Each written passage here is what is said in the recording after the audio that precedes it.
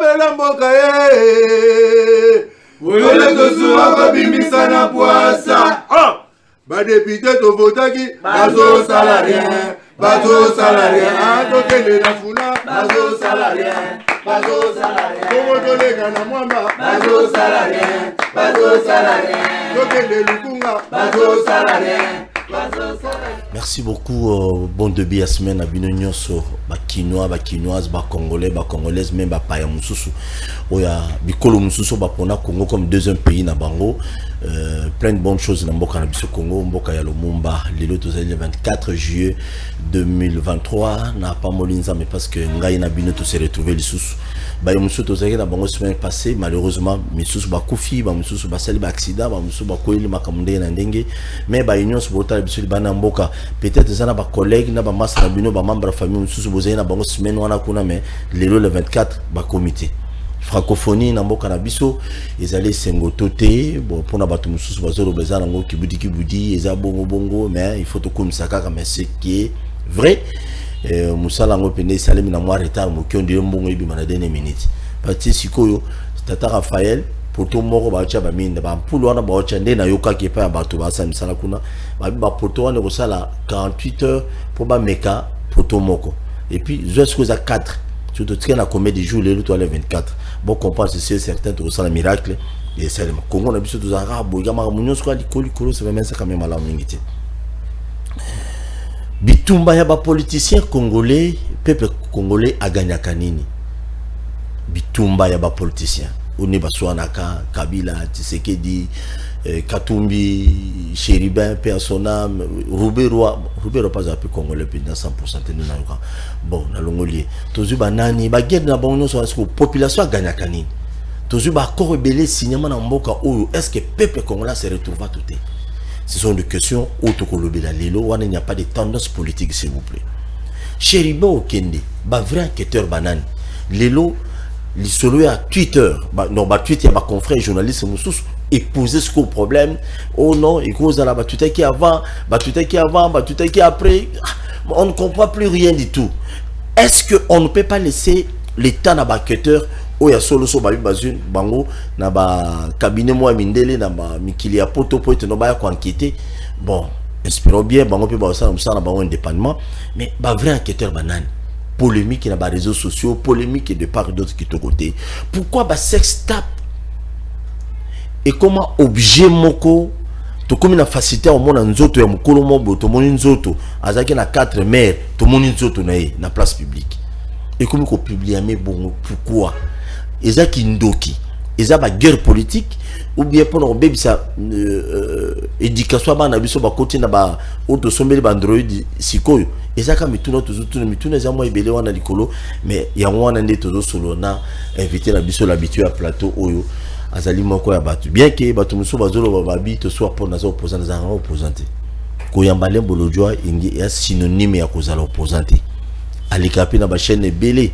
Mais awa des fois to beta ma solo penza ya politique mingi te mais to beta ma solo pour na ko éduquer ko pesa avec explication par rapport na moi moki oyayebi ya on a malé bolojwa mingi et ça la bino passe mingi te courage Alain Bolojwa bon début de semaine.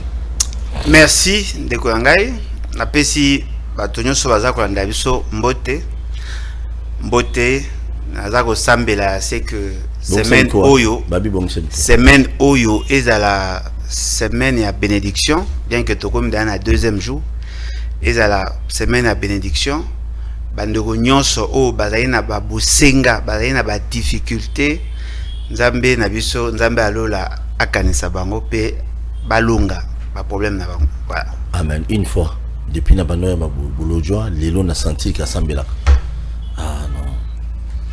Il faut sambela. Au senti que ensemble là pour la salle prière à bénédiction. Oui. Depuis no ebi quand même église passe ensemble là. Oui, tu ngana to ba collègue. Tu ba collègue église moko. Siko o ebi lelo siko ke ensemble là. Tene oye non na ebi lobby parce que j'étais na maman lobby na téléphone. Na église place yo ensemble là ba beta maswani. Le créateur de l'univers nateur. Yesu Christ. Oui. Siko ngana obi to ensemble église moko. Ka c'est église moko. Bo siko zo kamande ki na ensemble. Te seconde na yeba ki to ensemble église moko. sikoyo nalakisa video mosusu olobaki osamba église moko te nga nan te na lobango te bon tozabiso nyonso bato ala ozokosa po bosani bozokosa po lingo tozabiso bon frère Bolodjo tozabiso nyonso ba frère à la borne bien sûr mais lelo ne na koyeba bango officiellement que osambela kuna osambela kuna merci beaucoup biso bato à la borne ça na elo déranger à la borne pekisa mi kokosa oui mais tosambela nzambe moko ata bino bato osambela l'église na bino mususu wana bokendaka mais sauf ka ke bosambela l'église basambela mutakala te wana vraiment na ko yesu azawa mais yesu ateya bato mutakala te parce qu'il y a des églises comme ça na ba délivrance bon et puis na bino ba politiciens bokena ba boîte mitakala vous devez éviter ça n'est pas bien na yoki li solo je na film pas na yoki bato mo ba longoli bilamba pina ba parce que bana basse ba bina mais ce n'est pas bien pour na biso ba chrétien c'est pas intéressant et puis dimanche une église ce n'est pas bien merci Yopo yebiango. Yani. Ba politicien nabi ba politicien ke na ba boîte ba benga ba fille amike tout ça. Te nabi ba boîte na ba information belo moi na hôtel moi za soki au Gare Centrale. Moi soki ka au Gare Centrale. Hôtel moko wana. Na yebi mutu moko ta kuyaka lango ya kuiba filmai.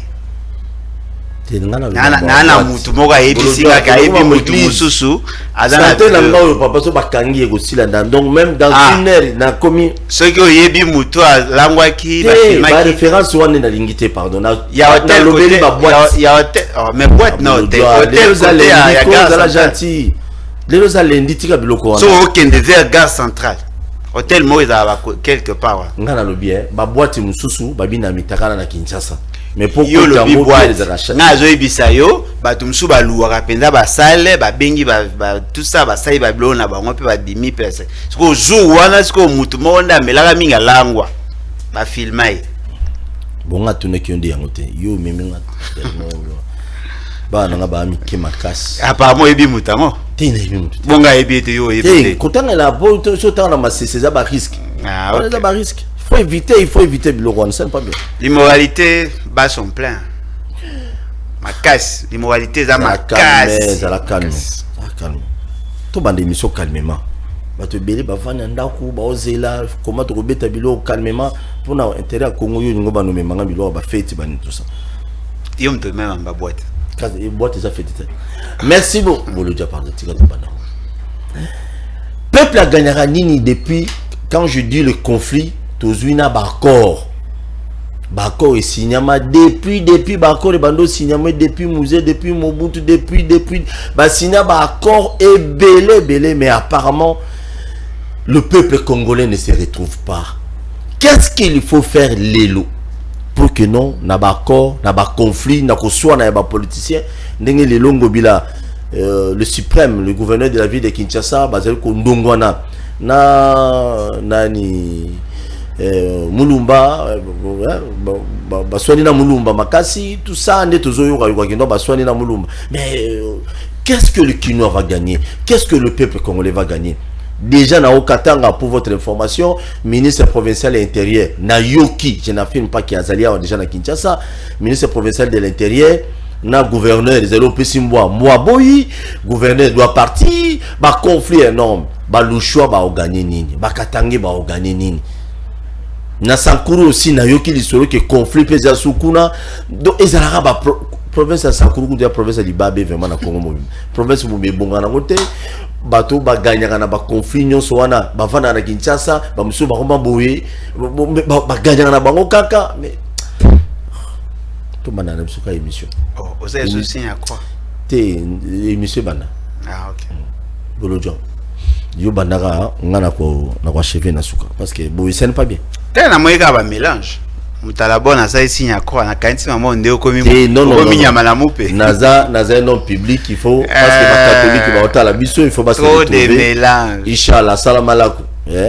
va se retrouver trop de mélange OK betabilo bon en fait le problème est vrai ezali que ici ka bato baza conflit ko zangate parce que le conflit ezali expression ya existence ya mutu bato bamona conflit eza lokola eloko ya mabe ezala ka mabe te ezala pe malamu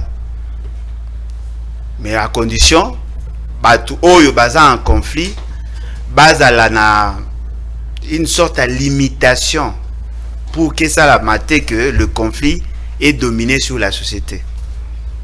Tout ça a un conflit d'intérêt, ce qui est naturel. C'est-à-dire que Moutou a un conflit d'intérêt avec Batu Moussousou dans nos familles, dans nos couples, dans notre société, dans nos entreprises. Nous sommes en conflit. Ce sont ces conflits-là d'intérêt qui même la compétitivité dans une certaine mesure. Comme on dit, au un exemple, tu as une entreprise, Moutou Moko a un poste à directeur, ngana na poste comme directeur, ba conflit d'intérêt à bisomi balé sali que ngana za ko lukana remplacer, ya za ko luka se maintenir. Mais là, il faut maintenant que la société ait régulé et réglementé le conflit là pour qu'il ait dégénéré. Ce que nous constatons dans Mboga na biso ezali que ba conflit interpersonnel ezali observable, mais ce qui est surprenant, l'État n'arrive pas à s'ingérer pour établir l'ordre. Il y a un des opposés problème parce que ceux qui gouverneur na vice-gouverneur bazako yokana, ce n'est pas pour l'intérêt de la province, mais il faut ba yokana te na makambo ezali clair et o yazana raison ba pesi raison o ana to ba bisi afanda kimia. Mais abiso siko ezabote abiso ezali ba na conflit ba owelela ba intérêt na bango individuel, mais biloko bango bazo welela eza à l'état aza ko s'ingérer te, même à s'ingérer aza ko linga ba omba eba boma moto pour que makambo eleka. Ça est comme un problème mususu. Ndeko ngai, le gouverneur, le vice-gouverneur. Le vice-gouverneur n'est pas l'adjoint. Le vice-gouverneur, c'est-à-dire qu'ils sont en train de co-gérer ensemble. Et en réalité, au regard de notre loi, où était membre élection, le gouverneur et le vice-gouverneur a dit colistier, il y a gouverneur. Baza élu sur une même liste. En réalité, ceux qui ont une élection et que le vice-gouverneur a longé, et bonito salara que parti na yé ndapo na remplaçant. Normalement. Mais biso et comme ceux qui vice-gouverneur a longé, ba fungoli champ mutino to aleki. Oh, la liste na bango ne lekaki. Netingo bilaza a muta PPRD officiellement. Officiellement, a muta PPRD. Sokaza qui candidat, il y a PPRD ou indépendant. Loko a qui indépendant en ce moment-là, yende faluka. Muto a vice gouverneur police na inde za qui accepté. C'est logique. Mais biso ce que za boté. Biso ce que ezali, ceux qui a mutu vice gouverneur a longwe, mutu nyota ko comme candidat. Je trouve que quelque part on n'a pas bien réfléchi. Ce qui veut dire que il y a un conflit entre la loi et la pratique. Il y a un conflit entre le gouverneur et le vice-gouverneur parce que on ba oti na obédience morote ba na même programme de gouvernance té. O azana posa sala oyaye, o kuna na posa sala oyaye, automatiquement et créer moi mbutu ndenge bakina wala. Dans leur conflit, ceux qui bazara qui na posa pour na optimiser chance gouvernance na bango pour qu'ils aient bien. Ça peut profiter na peuple. Mais le coup est d'aller conflit, il y a positionnement et il y a intérêt égoïste et ça c'est quoi qui créer dysfonctionnement parce que de ceux qui n'ont pas vice-gouverneur, ceux qui ne connaissent pas gouverneur a appelé à bloquer, donc qui sont à ça là où ils ont un avantage avant.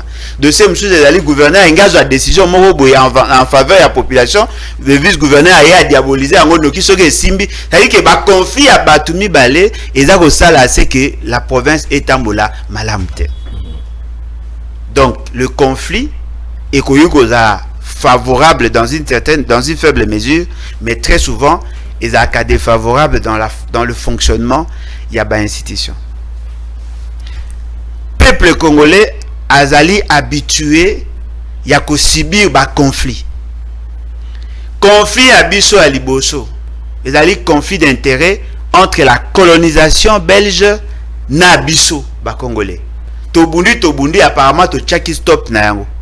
Et comme est-ce qu'on confie à gouvernance entre biso peuple na ba dirigeant. Et na kati ya ba dirigeant bazaki pe na conflit na bango entre ba fédéralistes et ba unitaristes. Ils se sont quand même acceptés mutuellement pour que ba mettre en place une gouvernance, il y a large union nationale. Kasavubu qui n'avait pas la majorité au parlement mais a commis quand même président. Lumumba, qui avait la majorité au Parlement, a commis Premier ministre parce que dans Makaïsinae, c'était le Premier ministre qui allait résoudre le problème de la base. Alors que le président de la République avait un certain nombre de pouvoirs, au Bango va sous-estimer et ça la conflit. Et conflit, on a battu belé, bakoufa à cause de conflit. Il y a un moyen le quoi, Lumumba, Bomakae, Polo Maurice, Okito, Ozui, massacré à Bakwanga, Ozui, tu nyonso, bazalaka, mamba MNC, Bouma, Bango, belé. Et ça fait que tu as un cercle moko infernal, conflit. Dialogue, négociation, rencontre, concertation, consultation. C'est-à-dire que nous sommes parmi les pays où tous les concepts politiques déjà sont appliqués. Et là, si Kana Congo est épouser des annonces. Dictionnaire, lexique, il y a concept politico, sociologique, tout ça, ça, concertation, gouvernement de large union nationale, de très large union, de concertation, c'est-à-dire que déjà tout ça est là. Mais pas si dans tous ces conflits, le peuple ne se retrouve jamais. Ce qui fait que le conflit n'abisso en bon abisso est un conflit pathologique. Et ça conflit moko eza koya ko bebisa bokengi kimia eza koya ko bebisa espoir ya population ya ko connaître le mieux-être. Ce qui est vrai, la classe politique est monde à conflit. Mais comment gérer nena lobaki ya on eza ko poser problème. Et c'est que la classe politique a comme en mesure ya ko transcender ba ego kuta la intérêt à peuple. Na pese qu'un exemple moko. Le vice-gouverneur, d'ailleurs, ça je le dis parce que j'ai la certitude, le vice-gouverneur de la ville de Kinshasa était choisi pour remplacer Ngobila. Ponaka est pour remplacer Ngobila. Comment ça? Le Kola Ngobila a kokaki kolongwate pour des raisons à calcul politique na bango, préféré va commissaire vice-gouverneur. Parce que monsieur Nane Jekoko, Adali Moutoyo, IDPS a récupéré la dernière minute. Azalaki d'abord na PPRD a longwe PPRD a qui na MLC a longwe a yesuko à côté de PES pendant que ça va calculer na bango à élection Jekoko n'était pas le porteur d'espoir na bango na Kinshasa pour IDPS a soutenu candidature il y a un allié na bango et ko sala que makambele ko beta calcul mabe Bayoko Lukasko bacha Jekoko. Pourquoi ni bacha Jekoko?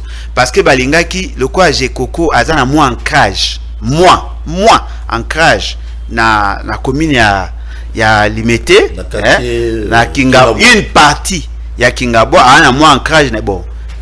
L'ancrage peut zarapé ya libelate azaki na moins ancrage balingaki ba utiliser pour que azala capable de défendre ba intérêt na bon. Mais tant on ba beti calcul ba biso ki gouverneur à Longwe et que vous allez pas si pour na bango, préférer va comme ça vice-gouverneur. Alors qu'est-ce qui s'est passé? O azala kawana, mutu akisenso. O azala kawana, longo lié. Parmi bateau basungara ya longwa, Jekoko était là. Parmi bateau basungara ya longwa, le président de l'Assemblée provinciale était là. C'est-à-dire basanga bloc na bango pour le faire partie parce que hier apparemment bana au salle ombrage.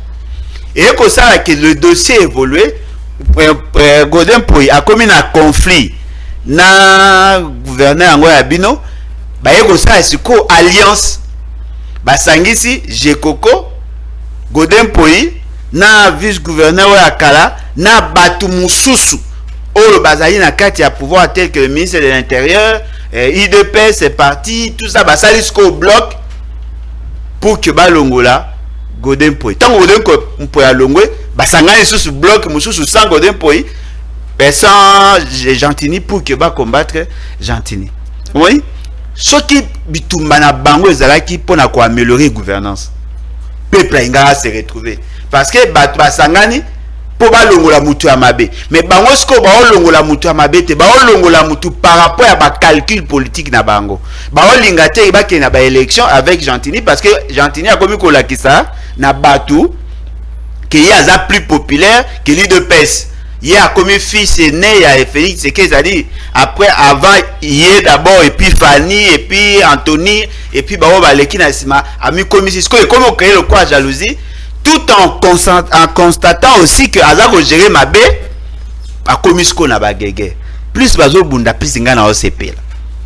Parce que Nazako Zoa, Bakolibé na bango, Bambouakela na bango, Bakofinga na bango, et ça consolider davantage position nangai. Parce que na lobaki, et avant continuer. La même guerre on a surtout vu Jekoko Mulumba a géré Villa Kinshasa. Kosimba. Bon, au moni Mutoko a Jekoko na ko bengé, aza lokola. C'est un bricoleur en fait. Aza lokola mutoke. Ba élément dans la tomate, ba ele singa bilamba, asai oba mafuta ba minda wa benga ipela. Oba ngote, iza ba minda musu basaka ba zwili nzanza, ba toboli, ba kotisi singa, ba chi soit mafuta soit pétrole ezopela. Moni hein, c'est un bricoleur. C'est-à-dire qu'il a rekozwa eloko ezali a modifier moi muki asali eloko mususu. Il n'a pas la capacité à conception à la politique de la province. Voilà Jekoko. Il y a un biloko à faire, bolonga biloko, bolonga va saïté, bocha pelouse. Au moins, ça dit bricolage. Aroko fanda jamais na bureau pendant 45 minutes à réfléchir sur quelque chose. Non, il y a un moutugelo, ils ont déjà, il y a bangisi à bambi à tché. Ce que Jantiningo Bila, alana carence, il y a non seulement un leadership, mais à peine à carence, c'est-à-dire il manque de personnalité. Et ça, est-ce que Dieu n'a pas mis balé? Ponanga, na monango le quoi bateau baza bon pour un cirque. C'est-à-dire qu'ils sont là pour faire rire. Bateau à cirque balukaka ko sexa. Bayaka ko memelo ko sikate. Parce que en réalité, dans cette province, la province qui devait être bien gérée, c'est la province de Kinshasa. Kinshasa a batou et belé. D'abord à Amouké, population aza dynamique, ba structure de base, l'essentiel est ça. Ba moyen est belé parce que Kinshasa a parmi les 3 premières provinces où on tambo est belé. Ba nambongo est belé, ba toutes sortes d'impôts et taxes est applicables. Les institutions nationales et alliées. Certains projets sont financés par les bailleurs de fonds de partenaires. Comment vous avez un avis le quoi à Kinshasa est mal géré? Bon mais maintenant imaginez ceux qui vivent à Kinshasa où ils ont 9000 km². Bon, c'est là où ma bé. Ceux qui bazui ba ngomi balé, ba tché ba on a province tel que ba province à Ituri, tel que ba province à Maindombe. Moroku Takena qu'on a déjà échoué lamentablement. Tel que ba province à Chuapa, tel que ba province de l'Équateur. Oh, ils ont mon agnon ces défis. Même toilette, ils ont défi. Mais au moins, Babylone comme sous César. Vous m'avez oh, ba bongi ça venir elengue ça, oui. Elengue c'est coûter biso combien? Mbongo bimaki combien? Tu as une possibilité à mbongo ebonga ekota na vie eko ça combien? Quelles sont les réalités à Kinshasa? Réalité à Kinshasa ça ba biloko OK. L'état a dans makam na mais ba privé pe ba makam na ba. Makam ya ndako à logement. À na Kinshasa, ce sont les privés qui dominent. Oh l'état oui comme ça ils ont ba pouvoir régalien ya ko bongisa banzela ko tchaba mina na ba ça misala à Kinshasa eza muke par rapport à misala la province parce que na province l'état ko banda à zéro. Na ko ko exemple les le là moi na o abotami na ben pese na mboka nanga terrain ezate zamba ezali mainga betabali aobanda abongisi mabele ye moko akati matiti azu akati banzete asali poto azu ndika apaloli alongole loko akati beli dame azu ngo loko a siffler ye moko azu elamba akena sur peinture akomi couleur ya numéro oya lingi ye moko a établi règle aluki soki ta bon ba beta ba par rapport à moi soki moi elali ba ba ke ako beta bale a obanda nyonso ye moko. Mais moi non abotami par exemple na Brésil akuti terrain akuti bale akuti poto ba ndenge mota na kamora ndenge nini ville ya Kinshasa ekozala mal géré parce que bato ya maele basé belé awa na Kinshasa okoki jamais kozanga spécialiste dans un domaine basé belé mais ba mboka muso ko la mukako na tongo tipo quoi un seul médecin. Un seul médecin. Où vous a surpris. La province de l'Équateur n'a pas de médecin spécialiste. Ils n'ont que des généralistes. province de l'Équateur, plus de 200 et quelques 1000 km². Au comparant, on a Kinshasa. Mais pourquoi ils ont mal géré? Parce que justement, Bango, Balinga a géré le quoi à Bakino. C'est-à-dire qu'il y a un bon et quota. Au lieu de ça, la moussa, tu vas apprécier. Bango, parce que ça, Sadaka. Qu'on peut ça, don, qu'on peut ça, concert. Moutaye, nani, nani, écoute, Gentini, comme moi, bien à Kayoana. Gentini, Ngobila, allez, Abouaki Bambongo, tout ça. C'est pas ça la gouvernance. Ceux qui ont la gouvernance potable, Moutoko à Gentini, Moutoko à Jekoko, on ne peut même pas en parler.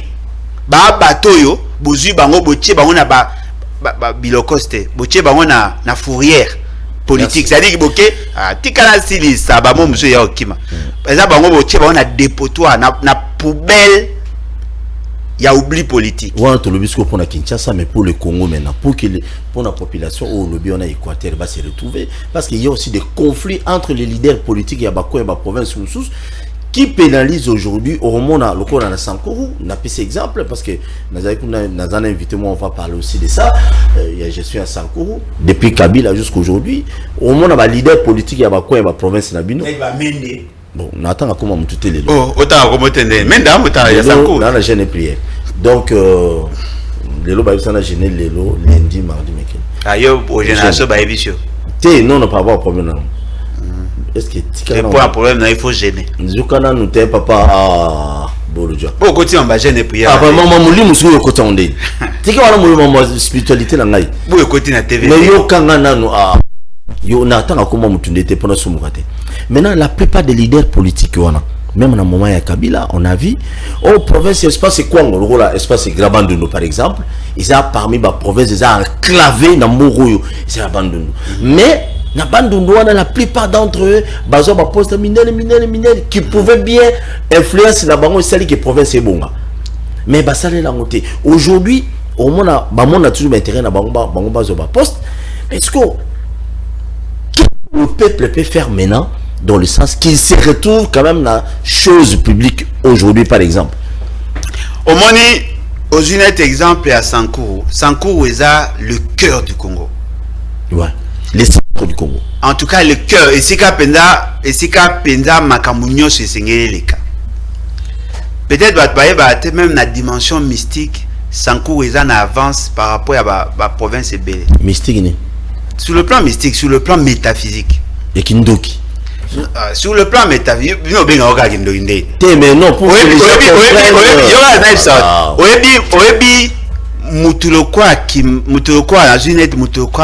Lumumba Akufat 61 Tilelo au moins mutu muso a remplacé c'est juste que là non oui pour année batuloko e babotama une fois l'an et une fois après chaque 100 ans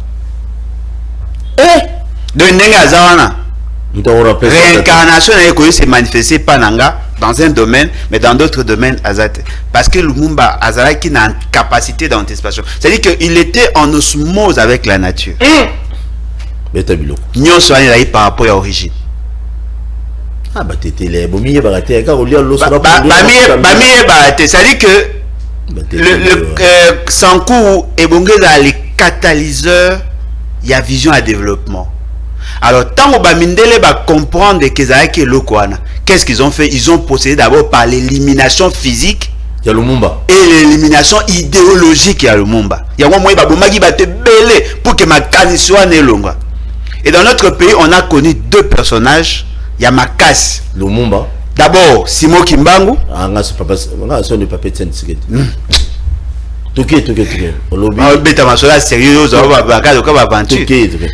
Simon Kimbangu abotami na Congo central kuna esika mai ya ebale sukaka omoni et puis bayo kozwa nani Lumumba depuis batami baye bakufa tilelo muta remplacer bango azate tilelo et bon musée non musée azaba appendice musée aza lokwa le pango eza munene ndaka munene eza na 4x4 baza ko na annexe parce que bobo sanate Lumumba nani Laurent Désiré Kabila azaki lumumbiste Ce qu'on est sur le plan, il y a philosophie religieuse. L'originalité de la religion na biso, awa na Congo, et fandi ming na bakimbangisme. Bien que basangisa, le christianisme basangisi mo ambebele, mais la philosophie on est à bango. Parce que muto ba lobela yé en matière de spiritualité na Congo. C'est Simon Kimbangu. C'est Simon Kimbangu. Omoni? Yonde moni même. Bien que ba mélange ça, mais c'est Simon Kimbangu. Ba simanda ko ache ba Simon Kimbangu bas ko rabatu na ba mitendi na ba. Wana na bato balinga okota wana. Besko. C'est Simon Kimbangu. Omoni? Simon Kimbangu abimaki na matière ya religion. Le long des ans so to obeta religion, Simon Kimbangu. Mais so to obeta politique, Lumumba. Apa wana ni mususu. Okeka mamba musique. Mamba musique, leadership, mo ezali, marambo ya culture, leadership ezali, mais na politique, o eza ko la masse, na religion, ezaka deux personnages wana. Baza na spiritualité. Donc la province nous sommes ba leader lelo faut bazela nam. Non, ba leader, to be ba leader mineur. Mineur. Ba leader mineur, ti ba biso, ba leader mineur, ba Bemba, ba leader mineur. Kabila, ba leader mineur, et puis surtout ba leader mineur, mais les leaders majeurs, parce que sur le plan philosophique, tout le monde tire deux aspects. Voilà. Vous voyez? Côté la maramba église d'abord, on était plus à l'église à Bamindele Yawa. Eza banda de Bayawa. Mais ok, botami awa, pe botami pe yebani. Bara mi balé. Quand Lumumba nak Simon. Côté la musu te pour l'exactant. Oui, c'est-à-dire que Sankou est un rôle moro ya makasi. Moi tant on a bêta ma solo à projet de développement optionnel ça va dire. Tout ça là chemin de fer, tout ça Sankou comme épicentre, comme centre na biso. Moni? Nyonso ba lokutana. Et lokutana na Sankou. Na lomela ou bien na kata. Lomela. Ba lomela kole, ba mboka wana nde sika il faut que ça est base à développement. Siko bango, avantage na bango pesanine. Baza sur le plan ethnique, Bazali très d'union avec plusieurs provinces à la fois. Sur le plan ethnique, Baza la lien, et puis sur le plan régional, Bazana lien. Bisoto na Mongo, mais bisoto na moi ouest. Bango Bazana Mongo, Bazana kat. Bande ko batetela ya Maniema, bande ko na Katanga na province orientale, na Équateur, na Kasai, c'est bande ko ya batinyoso mais bana kat. Moi soki bango bazui impulsion à développement et ko za facile parce que un mouteté ne peut pas être tribaliste. Soka nga sa likambo aebike province nani orientale noko nae aebike Maniema noko nae aebi na Katanga noko nae na Kasai ya baluba no c'est ana bande ko ebele ana kat seul tribu ezana ya bande ko partout ezana kat ande kwa muluba ana nde kwa mongo ana nde kwa lokele ana noka la province est enclavée. Non mais ça enclavé parce que sur le plan psychique et sur le plan mental baza enclavé. Il faut ce qu'on baille ba rôle na bango pour que baille ba ko se ressaisir. Ba ko yiba ondeni. Kane to sala boite. Kane nazo conseil. Mais ba politique na bango nyoso kuna ce baille ba mambo. Yo kasiko. Le problème est que ezali tango Mobutu aye ko sala configuration, aye ko sala que la représentativité des provinces, il faut ba lukaka ba leader dans chacune des provinces pour que Mobutu a commencé à utiliser d'abord la notabilité nani babenga ba chef coutumier. Ba chef coutumier ba pesi bango bana comme ba représentant. Ce que ba comment ba représentant ya ba tribu, ya ba province na kati ya gouvernance, ba sala en sorte que batu nyonso ba obima baza bato baza ko reconnaître ba comme ba leader. Parce que la guerre à leadership. Et pour ça est-ce que ba juste ko ancrage. Plus baza ko umela, plus baza ko étouffer, mutu nyonso a tendance à mettre en cause leur leadership. Yango moni mutu ko amende depuis Mobutu ti lelo alingaka ya za leader. Soka moni vent moko ya sikeza obima a créé conflit entre batu pour que ba étouffer mutu wana. A beti ya ba yamsu bango ba bata ya forêt, puis to bata savane. Moi ba débat wana. Ezaki justement pour étouffer. Tous les jeunes tétés là oh bazai ya Sankou pas tété là. Tous les jeunes à Sankou oh bazalaki na likanisi ya ko émerger. Ma plus grand obstacle na bango ezaki ba via kala. Soko lingi o mata na Sankou, il faut na sima muto asa mata. OK, ça faut parce que il y a dans la philosophie. On remarque que Mikolo Menda comme na moi a quitté moi mke. Pourquoi? Non, mais justement, parce que c'est frayé chemin, bimi, kobi pe koloba, comme on a parce que quand on parlait de Mende, il n'y avait que Mende, mais le lot au moins, moi, comme on c'est bimi, et comme on malembe, et ça, c'est quoi? N'a zo ibisa, ce que gêne, il y a 100 coups. Au moins, papa, nous, sur tout, faut bolongo là-bas. Tout, sans exception. Mais on a belle élection. Bolongo là-bas, tout. Bon la bango tout bon renouveler classe politique bon ya na bilongi asika siko lokwa batwa na bako bima na temps ya démocratie ba oza na possibilité ko étouffer binote mais soki botika ba papa wana ba koma sur la formule politique c'est fini vous êtes perdu il faut que bunda ko changer le coin donc je pense que la bonne gouvernance est alors comment on constitue les gouvernements provinciaux ce sont les partis politiques qui envoient minda tinda gawe aye okuna tindo aye batindi basangani eke na kati na bango mutu na mutu au servir quota ya parti na ye moko ministre ana likalicité je vais éviter ça boy asali loba boy finga gouverneur ça boy c'est comme ça on a des ordres des alliés sur les grands désordres là dans le peuple bazo continuer toujours dans milelo non mais bien évidemment tout le monde est à dans un exemple Équateur bon mais quand imaginer Kabila na Shadari ba décider ba komisa muto kwa bobo ba komisa gouverneur bon il faut ta communer mobima bobo bolumbu boloko bolumbu na moza ibima lokwa bobo na boloko me bolumbu omoni comment ene ibima no obi bobo boloko bolumbu to obi lo mobi bobo na boloko bolumbu donc ne ibima ndenge bimara pour la comprendre c'est-à-dire qu'en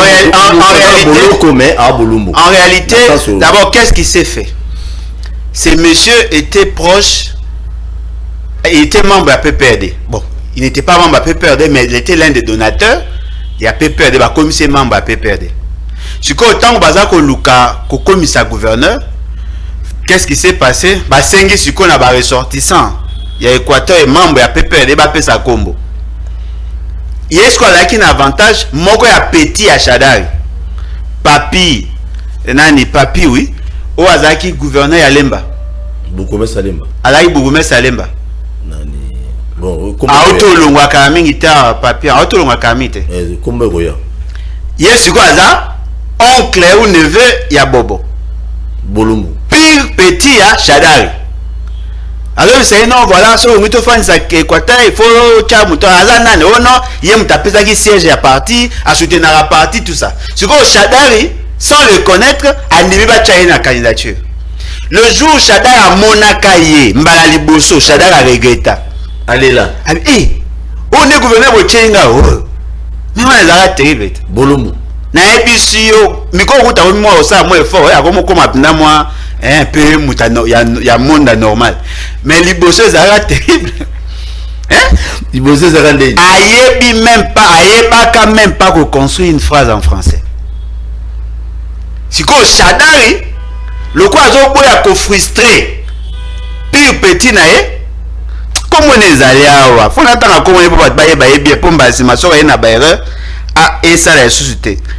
Donc Amemela Shadari candidat Mopola mbisa Mopola et par là na mutu na nzoto mobimba ba PC siko lokwa déjà ba s'engagea ki ba tiki ya za gouverneur dans azu gouverneur comme na gouverneur a créé mais ça siko pona ye pouvoir isa sacré ata soki yo za na makanisi na yaka peso biloko kolia me ko kanisa pouvoir parce que ana posa umela na ko umela na ye faut za na mbongo siko akomi azu siko mwasi na ebana acheche ba wana ba poste n'est-ce pas pour que yaba na siko ko zambongo pour na ko rançonner ko corrompre ba députés provinciaux na Équateur il y a ba député muso azaka molobi mbisi loko alobaka mbisi malamu na période moko balinga azaka na nzala adefisa ba mbisi ba koma nyongo na ye ba votai muso azaka mokati mbila muso azaka molakisi ya première année deuxième loko azaka ba vrai électeur électeur na voter pour na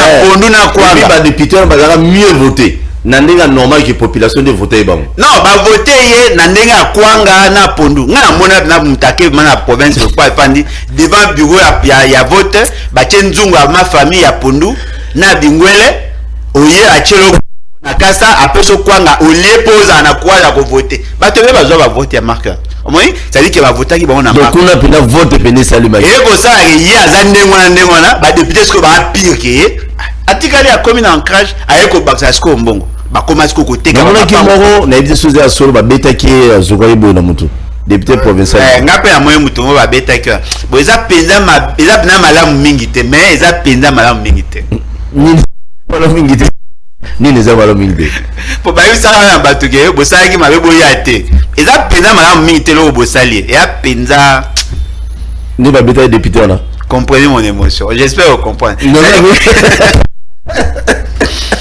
C'est-à-dire que c'est incroyable. Ma député, le quoi bazako landa ba mot d'ordre. Il y a ba parti bazako voter ba gouverneur par rapport à ba calcul politique. Mais pas la compétence c'était. Non.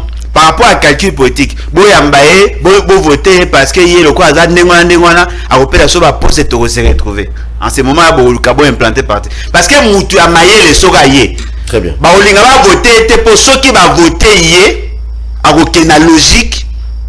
Bango va se retrouver te. Ce qui veut dire que le pays lelo il a été pris en otage par un groupe de badauds, un groupe de bandits ou ba zubo konzi. Il y a l'état bafandisi yango sur des bases tribales et bakomis ko orienter ba action politique en leur faveur. Yango moni ba même combo ezozonga. Ce sont le même nom. Ok na Kasai, le même nom. Ok na Équateur, le même nom. C'est-à-dire que et comment le coin est logo ya bango. Biso nyonso to comment le coin ba locataire. En ce moment-là, bangonde baza ko ça dictat. Très bien. Et cette réalité est alliée à pour ce que tu as André Kimbuta, Alekaka, Caucus, il y a ba notable, il y a Kwangu, Maindombe, na Kwilu, ne va soutenir la candidature na. Ba obi ke bango il faut baza la ka ba gouverneur parce que Kinshasa c'est ça bango. Moni, ba yoko soutenir hier avec tout ce qu'il y a eu en 2007, 2006, 2007, 2007 oui. Et yoko sala que ayoko zo pouvoir. Tant au père Ingalongwa a préparé Argentinien. Il était préparé par Lumanu, il était préparé par Robin Minaku, il était préparé par André Kimbuta. C'est-à-dire que Zaki clique wana tabando nous plus Lumanu qui était aussi à une certaine époque ministre de l'Intérieur de Bassa qui va makampo baya. Question maintenant, comment Moutaouti na Maindombi il a échoué? Merci beaucoup. Merci Nabalino Sobozo Tarabiso. La question que je me pose chaque fois que l'on a la tête, je ne dors plus. Parce que quand je vois la souffrance du peuple congolais, aux autres confrères journalistes, nous sommes sur la province qui gagne, côté passe.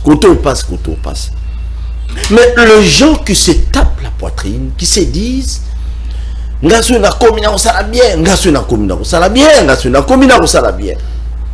Est-ce que nous sommes obligés toujours ya kozwara mbongo ba 2000 3000 francs ou ba kabela biso pour ba to bazala bien? Et c'est comme tuna na tuni. Sur otali na province na, otali na quartier na, otali na commune na yo.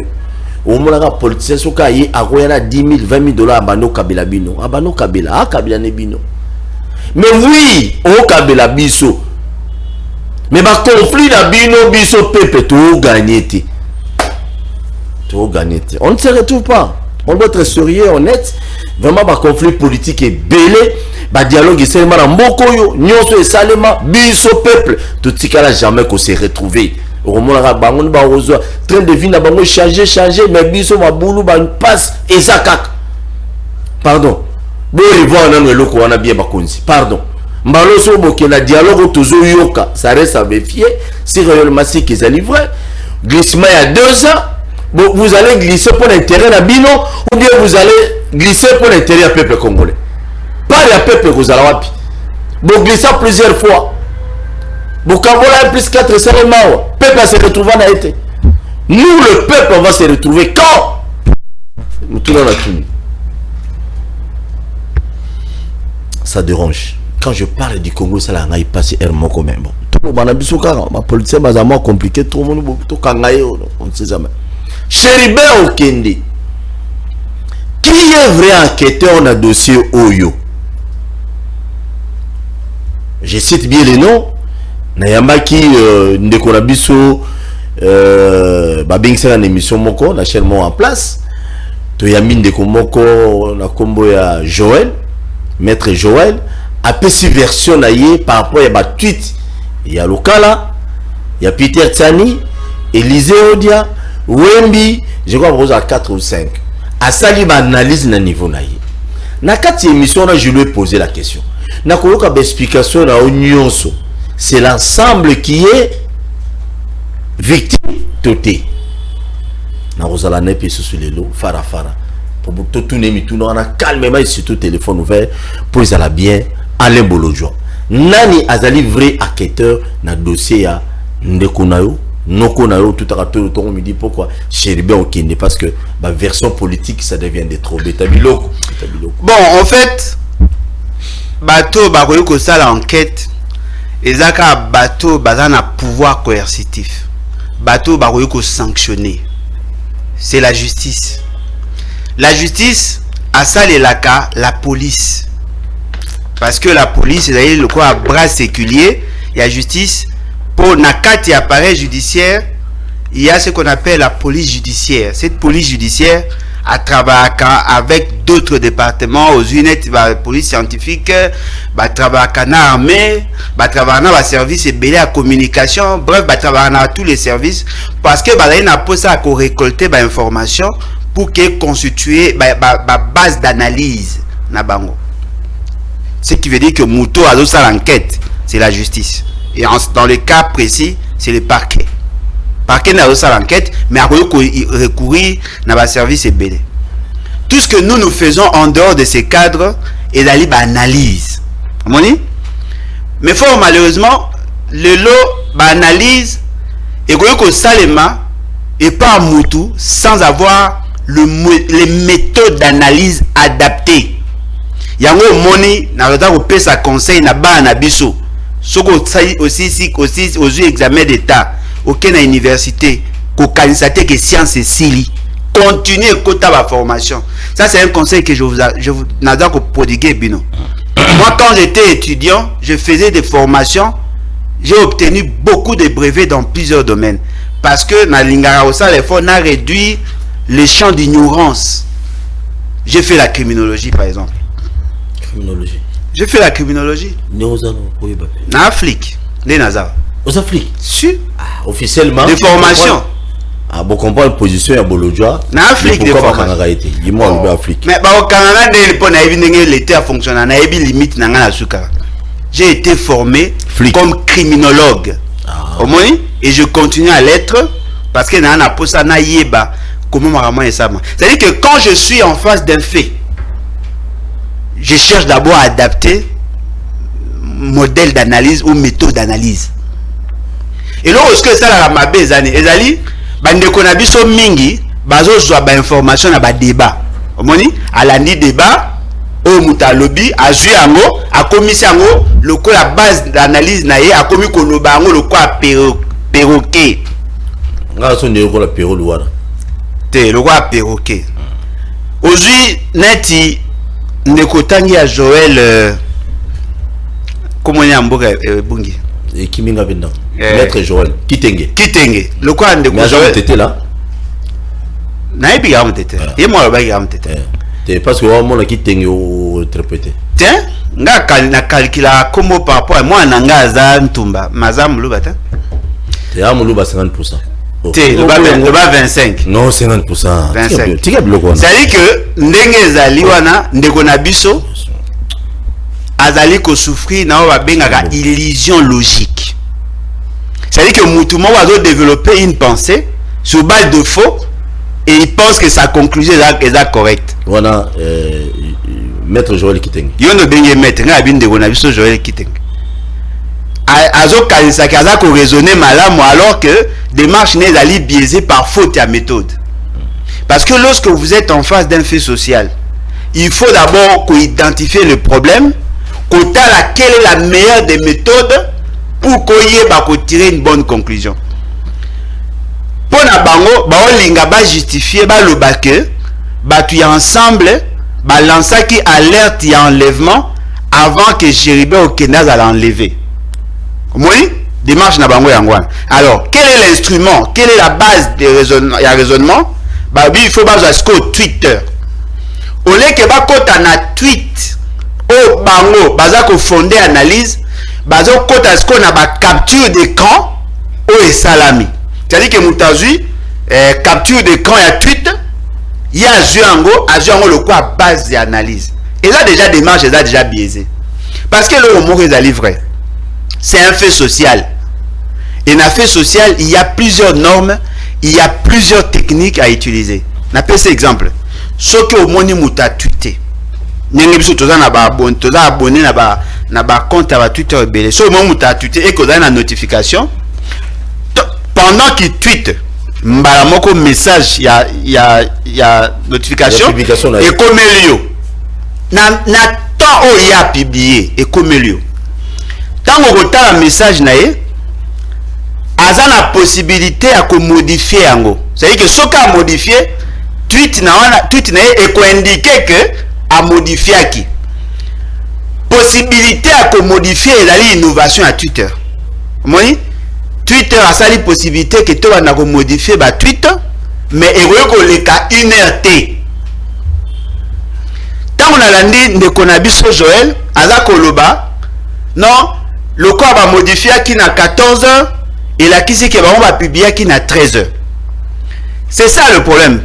Ce n'est pas ça le raisonnement. Le raisonnement ezali a la possibilité à modifier en dehors le 60 minutes. Avant qu'on modifie on a 59e minute. Avant qu'on modifie on a 58e, na 30e, na 1 minute. C'est-à-dire que la fourchette à 1 heure, n'a rien qu'on modifie. Na raisonnement na yo rien qu'on le batte que le quoi va modifier na 14 h 45, il faut le la 1 heure. Ça c'est déjà biaisé l'analyse. Ce qui veut dire que biso tout yebi qu'on peut modifier un tweet. Mais l'autre est allé vrai. Ce qui est sali 1 heure, on ne peut plus le modifier. Et là, on se peine à remarquer pas naïe, azako loba na batu que capture au bango bazana yango be capture d'écran au bango bazana yango ezali ya malam. Oui, il faut la malam, mais attention. Ça maintenant il faut kota yango. Comme Moutaza par exemple aux États-Unis a tweeté na 10 heures na état aussi kayaza 10h00 ce qui bisona bango écart ils a 6 heures message na ya notification et pas nange et comme à 16 heures. Vous comprenez? Ça dit quoi? Ça dit que il faut qu'on intègre dans l'analyse le fuseau horaire. C'est là où maintenant te belé baza comprendre était fuseau horaire. Le monde entier en tant que globe est dans la même heure. Vous comprenez? Nga soki na publié logo sikoyo sikoyo toza erni na euro toza sikoyo soki na publié logo sikoyo mutu oyo aza na Japon akomona ngo au même moment mais pas na bango oyo et là heure na bango akoza na 20 h. Omoni mutu aza na États-Unis soki azali na 5 h ou 6 h de cas akomona ngo au même moment mais heure eza ko indiquer ezali heure ya bango kuna. C'est-à-dire que l'annonce, la notification, et ça il m'a par rapport à fuseau horaire. Ce que tali na kati à Twitter, na Twitter, au comment na ba komaka heure ya publication, jour ya publication. Mais avant kota kuna, au comment na likolo, bachaka la durée. Il ne faut pas comprendre le temps et la durée. Et là mi balé. Au moins bato ba yebi bata moi technologie moi muke ba yebi makamona moi muke ba yebi que la durée et l'heure ezabilo mi balé. L'heure ezali par rapport à temps on va poser action, durée ezali temps o esali depuis ba sali yango. Omoni soko otali ba tweet ya Peter Tiani. Otali tweet ya Patrick Lokala parce que yango nde ba modifier. Oko remarquer que Peter Tiani avait modifié vers 19h-20h. Ce que Tali Lokala a modifié vers 21h-22h. Madame Élisée Odia, Nakatia texte nae. Steve Steve Wemby. Na kata texte na ye. Bon kaka raisonnement na zoloba. Madame Elisée Dabi, ce soir, n'a pas ma source na ye, ba outil qu'on enlevé Chéribe Okende. Tu vois, na français, na yebi Madame Elisée, Madame Arlette Odia, pardon. Na yebi alobara français moro pointu. Aza parmi Bachoyo, ba osa la fierté à journalisme. Elle ne peut pas dire que ce soir, on vient d'enlever Chéribe Okende, ce qui est à 14h. Parce que 14 est à soir. Les après-midi. Et la journée. Et la journée. Le soir commence à partir de 18h. On ne peut pas publier à 14h pour dire ce soir. Et puis sur le tali, information n'a pas fait au Corémaï que fait qui bien avant et puis à jour on a la source. Mais là, on a dit Sabino, il faut que l'heure Mouto a publié à 21h ou bien à 19h. Ce qui Mouto a sali capture d'écran à partir à Canada, à partir des États-Unis, c'est l'heure il y a pays naé, fuseau horaire na bangonde ko s'afficher les sikawa. Ce qu'on passe in anglais, c'est-à-dire que ils ont construit un mensonge sans réfléchir et bah comme je dis qu'on le bango mingi, bah pas qu'on kanisa que bah raisonner bien. Ils ont délire ndebonanga. Ils ont délire parce que nous sommes les années. Bazai na balakisa na batu ke batu ensemble ba yebaki ke Chéribe Okende n'était plus. Yogana Sabino, je le dis ici en tant que flic. Il y a deux possibilités, deux hypothèses plausibles. Soit le garde du corps avait enlevé M. Chéribe Okende avant, a bombier quelque part, il se présente dans la cour constitutionnelle. Après, il vers 5 heures. Soit aïe na cour constitutionnelle, tant la zongi n'a enlevé Chéribe Okende après Ekobomae na 5 heures. Parce que sans enlèvement, il est difficile à prouver que c'est le garde du corps qui l'aurait tué. Quand le garde du corps aïe na cour constitutionnelle, la cour constitutionnelle a confirmé que le garde du corps était là. Na 16h, 2 minutes à Erotika Mukanda. N'est-ce pas? Mais garde du corps wana lobby qui a yaki na mokonzi na yazaki na se. Siko la cour constitutionnelle ba magistrat ba défendre thèse na bango ba se défendre ba lingi ba la kisabino que Chéribe Okende a yaki te. Oui, ata soki a yaki te akufa ki pété na R1. Alors question, s'il n'était pas là à la cour constitutionnelle et que le chauffeur avait menti, le garde du corps avait menti, il était où? Parce que soki bozui tao babimaki na ndako, tao babengaki procureur, magistrat pona koyebisa ye ki azotinda moto, tao babimaki na ndako, na tao alobi ki akomaki na cour constitutionnelle, dans ce temps-là, il n'y avait pas de problème d'enlèvement. Bato bakomi kokanisa enlèvement, tant bayoki, garde du corps a lancé alerte. Or, garde du corps, en tant qu'humain, est limité par le temps et par l'espace. C'est-à-dire qu'il ne pouvait pas se retrouver en même temps avec Okende, en même temps la cour constitutionnelle. Or, la cour constitutionnelle, c'est certifié qu'il était là. Mais pendant que lui, il était dans la cour constitutionnelle, la question que le magistrat doit se poser, Chéribe Okende était où? Et là, comme Moussou Cézalini, alobi na bino, tango akendaki akomaki na cour constitutionnelle, atikaki munduki na ye na voiture. A policier, atambo na munduki. Na kati ya bâtiment ya cour constitutionnelle, munduki étranger kota ate. Boyebi ki a policier. Est-ce que na guérite ya cour constitutionnelle, ba enregistré ki akoti na munduki? Akoti na munduki te. Munduki wana o yazaka nango alobi ka cheka na sa mutuka. Procureur alobi bakuti mutuka munduki na sa mutuka na kiti na ye. Ce qui veut dire que makambo garde du corps alobaki par rapport à munduki, c'est vrai, munduki ezaki na effectivement na kati ya voiture bokuti yango pe kuna. Mais problème o bango ba osala effort te ya koyeba entre 16h et 5h du matin, Chéribe Okende était où? Pendant Batumso alobi Chéribe Okende était enlevé par les services. bino batu bolo baki azaki enlevé, il faut bon démontrer biso entre 16h et 15h azalaki wapi. Mais loko les a pas sûr, il n'était pas avec les gardes du corps.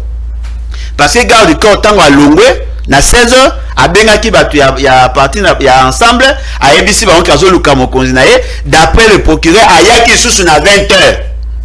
Pendant qu'il était là, il n'était pas avec eux, avec Cheribe Okende. Procureur a l'autre qui en marche. Et puis d'après Bango, peut-être qu'à ça l'autopsie, tu as tiré quand même ma conclusion. D'après Bango, on dit à Koufaki, na moi ba tongwa bibandeli. Alors, en quoi vous voyez qu'on charger garde du corps? Parce que le logo est livré. Tous ceux qui ont été en contact avec Cheribe Okende, tous sans exception sont des suspects. Tous. Na procureur, na bateau bazaki ba policier, na garde à cour constitutionnelle, na chauffeur, na garde du corps, tous sont des suspects. Mais ce qui est surprenant, on prend juste le garde du corps et le chauffeur. Mais le policier qui était là dans la cour constitutionnelle, pas suspect. Parce qu'il y a une déclaration qui vous dit que Cheribe Okende est là. Bobo Yango. De deux, le magistrat qui a convoqué Cheribe Okende, a ça peut suspect. Parce que là, il y a un téléphone, il y a un téléphone qui est là. Parce que il y a un kati. Et là, on dit que Cheribe Okende est comme un cour constitutionnelle. Ou à déposer un dossier, il manquait des éléments. Et pour ça, on doit convoquer quelqu'un pour la séance de travail. Donc, très tous bien. Ces éléments-là, m'a très bien été. Tous ces éléments-là, exactement, que, au lieu que ba Luka, que ça l'enquête, pour établir responsabilité, apparemment les services sont au service de ceux qui sont au pouvoir pour démontrer qu'eux ne sont pas coupables. Non. Menez l'enquête pour établir les responsabilités. Ne menez pas l'enquête, ne menez pas des actions pour étouffer la vérité. Parce qu'apparemment, comme il a posé ça pour étouffer la vérité, pour que Batou, voilà, enquête et Saramaki, condamner garde du corps, condamner chauffeur, en prison, mais le coupable n'est pas arrêté. Parce que le garde du corps, comme je l'ai dit, ne pouvait pas se retrouver et dans la cour constitutionnelle et en même temps Cheribe Okende Nazaki. À Luka qui Cheribe Okende, oui. Est-ce qu'à Monaki, non? Kobanda 16h, ti Kobanda 15h, ti 5h, il y a l'obé landaki. Cheribe Okende Nazaki. Azaki quelque part, mais ce qui est certain, il n'était pas avec les gardes du corps, parce que les gardes du corps, Azaki n'a pas tout moussous, au bandé comme on a eu. Donc vous êtes d'accord, maître Joël Kitengete? Non, Joël Kitengete, ça va bien avoir aventure, n'a pas IDPS. Très bien. Base et raisonnement est illogique. Pourquoi? Parce que Azako s'est basé pas na Twitter, mais Azako s'est basé na capture ou na capture d'écran. Ce qui a raisonné bien, a kené na tweet, pour ba tweet en mode tisiko eza. Omoni? Ba supprimer en mode ezali. Ce qu'on côté na ba tweet na bango ba opesa heure ya modification. Ce qu'on yebi heure ya modification, on a une idée sur heure ya publication. Et d'ailleurs, na kati ba option à tweet, moyen à koye ba première publication ça m'a à quelle heure? Pourquoi bino bo au lieu que bo kené na kati ya tweet pour la ceux qui va publier qui heure nini personne qui va modifier heure nini bino bo ça bo tenir compte na capture d'écran. Or capture d'écran na le bien en mutu aux États-Unis ceux qui va salir publication en na Kinshasa na 19h45 mutu aux États-Unis va na fuseau horaire -5 na biso akomona ngo -6h. Donc eloko ezali vrai tant aux olingo ça ba analyse ya makamwana yeba géographie yeba technologie na moi ndamba drobo yebi na ba matière msusu il faut sangisa kokela science moroté il faut sangisa science belé parce que fuseau horaire eza ko différencier biso pour preuve na c'est ça ce qui moyen ezalaki okoki ça la projection il y a Twitter compte Twitter il y a bateau ba cité soko tali non la voix Soko Koti na kati ya wana bazo pesa bino heure ya dernière modification. Oh, dernière modification na bango c'est-à-dire qu'on modifie une fois, dernière modification na bango eza ko indiquer ba heure bango ba chaki. Et puis soko ozui nani Steve Wemby ozui Madame Élysée Arlette Odia. Baza clair. Babi, nous apprenons que Chéribé Okenda a été enlevé ce soir. Et c'est 14 h. Et là, ce soir. 14 h. Et là, ce soir. Mais 14 h parce que le Vénémé passait à 16 h. Et vous voyez, apparemment, le rôle officiellement, à 16 h, il y a un autre monde, peut-être, analyse. Analyse avant 16 h. Est-ce que na ceux qui m'ont tué na 14 h, comment ce soir? Merci beaucoup. Merci. Merci. N'oublie jamais de s'abonner à la chaîne à YouTube Bakino Balobi TV les samedis passés. On a quand même Basoda na biso c'est formation. Basoda Abino. Donc Basoda à Congo. Oh, garde républicaine. Et Basoda ndé ba unité nyonso. Garde républicaine. Yo Basoda na biso. Bon, garde républicaine. Il faut préciser quand même et ça quand même bien. Ouais, na moi qui ba toka qui ça moi bien moi marche à santé. Moi Basoda il faut moi ba ça ba exercice physique ba tambola rapper ça ba on peut moi bien pour ça va faire des sika moi ba comme ma moi ba ko na ba mso azaki ma bungumine na po ba tambola sute. Et ça idée bien au tamu ça ba mais on les garde républicaine. Bon ya biso ba kengela biso ba marché jaune. Pour les garde républicaine ba kengela fait c'est que na famille. Bon o ya biso ba kengela biso ba marché jaune. Et puis na moni ba jeune ami ba na ba tenir sika minduki asika ba casquette ba tout ça ya sika on les a o ba kengela fait c'est que bon o ba kengela biso ba marché mkonde. OK. Merci. Mamba OK te poser question à ça de ko réagir. Na réagir ni yo zo mitu papa tous ça plus de 100 millions de Congolais. To ba kengela Félix Tshisekedi na famille na eto moni bango. Apparemment baroza ba 6000 militaires au bakengela 6500 to moni obayaki wana ndela mona ba comment na ba pas nyonso wana bakengela Félix Tshisekedi bongo ya biso o bakengela biso ba marché mkoni ba marché te baza ba tena sikate ba yebi ko marché te de yokana no wana ko na tena sika non elo nga aza ko kama Félix Tshisekedi a kuti garde républicaine baza déjà abaki si pour renforcer sécurité na yet. Mais biso toi na carence à la policier. Toi na carence à la soldat na Kwamutu. Toi na carence à la soldat na Ruchuru. Toi na carence à la soldat na Masisi. Na Ituri. Ba oya biso o ba ko sécuriser biso ba au marché jaune. To moni pona ko bangisa ba kino aye ache. Mais nombre ya ba garde corps, ba garde ba chargé à sécurité à Félix Tshisekedi na famille na. Ba leki ba nombre ba policier ya biso. Ne beli. Siko bolinga to sa nini et puis au monde a eu ça fait c'est que pour on est ba bossa na histoire à Congo Mobutu avait commis cette erreur ya kolinga ko tchaka plus de moyens à DSP va bongisa quand kokolo et quand tchatch pour na bata DSP va faire na ba conditions à bien. C'est là où on donnait plus à manger, c'est là où on donnait plus de tenues, c'est ba on est bazaki na ba prime bato aseta baolela bato akankokolo baolela mais jour et comment est que bitumbeye le quoi bango bazaki ba antite o maramba guerre ba yebaki bien te DSP akimaki c'est ande abundaki so eloko bo luka wana ko memaka discrimination en armée est-ce que vous aurez temps merci non maman merci te ne botika na zoloba moi neza je ne suis pas prophète je vous dis boyoka nga bien so na oloba ndenge toza le loboye tous les autres soldats, les soldats nyonso to batikali. Ba moni ki maramé bandit.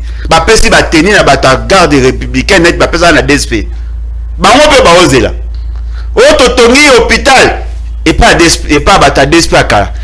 Mais c'est quoi le reste des militaires? Vous savez doit ba oni. Bazo surtout ka ya ebele. Ba frustration ezali ba musu baza bien, ba musu baza mabe. Talaga couleur ba tenir na bango balati ba botine. Ya sika. Merci beaucoup. Mais ba soda musu vous citer. N'oublie jamais de s'abonner à la chaîne YouTube émission et les canaux Websat Télévision à 10h à 16h de lundi à dimanche. Je vous aime bien. Makamwa sextape ça dérange toujours. Lobito lobigu notre roman appelle sextape et Alain Bolodjo. Bon Alain Bolodjo c'est bim niveau yotalema. Yanga. Oye kotama mingi za nani te zela non zela non tu vas parler ba proposer à yo ni tu les anga yangai mais tika na lo yanga ndeko ba hotala bongo sextape ya Bolodjo bongo ya ye te zela non mande fa pembe bongo ya kovo ceux qui a pembe bongo ya kovo ce qu'on a raisonné sur sextape ya Bolodjo bongo ya kovo Ça vous fait comment dans un monde là, tout le monde parce que moi je condamne ça vraiment, n'a pas d'énergie, un père de famille, oui, il peut faire ses histoires, oui, mais pourquoi on tient en place publique? Non, le problème est ça, monsieur Bissele, tout ça m'a belé à quoi reprocher. Mais Makamba sextape pour n'en pas rendre dans le public, il n'en est pas responsable. On a remarqué dans ce que j'ai vu et dans ce que j'ai entendu, et d'aller que la vidéo moko compromettante n'a pas publié. Bah le biais sur 54 vidéos na 4 wana sala ba vidéo ya ba mamé belé bo betela ba maboko wana ba sia ba konzi misusu ya bino o boku misaka ba lobby nga na monité. Ba lobby kaza ba vidéo na bango nyonso na ba mama musu ya ilongi ya malunga menzo te se beba ba tia bango na mulongo asala bango ba secteur. Ça dit que comme ataki comme na mulongo te aza ba vidéo ebele. Donc bo isiko mulongo. C'est-à-dire que tant qu'on en fonction, abandaki ko abuser na basi ya ba collaborateur, ko abuser na basi ya batu mususu o badaki sous son influence. Apparemment, c'était une pratique ya bango nyonso. C'est-à-dire qu'il faisait ça. Oye non, madame mobali na yo azana un problème na musala soko lingo sauver il faut tout ça ou bien monsieur azana un problème tindela moi si na yo to solo là.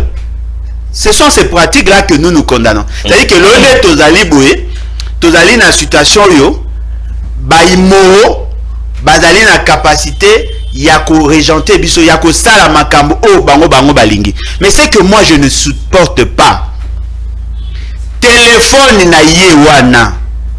Et si ka vidéo wana ezalaki ye moko azalaki en contact na yango te omoni parce que azalaki supposé qu'on a en prison. Qui a publié? Nani a publié? Maman na kanisi lisolo ya ba kidnapper oyo une jeune fille oyo ba publiaka photo na ye, c'est-à-dire que bakangi na police ba koti na kati ya téléphone na ye ba moni ba vidéo na ye moko ya ba fantasme na ye ba ju yango ba rendre yango public. C'est-à-dire que les services de l'État oyo baza chargé à quoi enquêter ba komi kozwa ba information mususu compromettante contre ba accusé oyo kutu bazana présumé innocent parce que tilo biseye na sambate tilo na ba condamné été aza présumé innocent.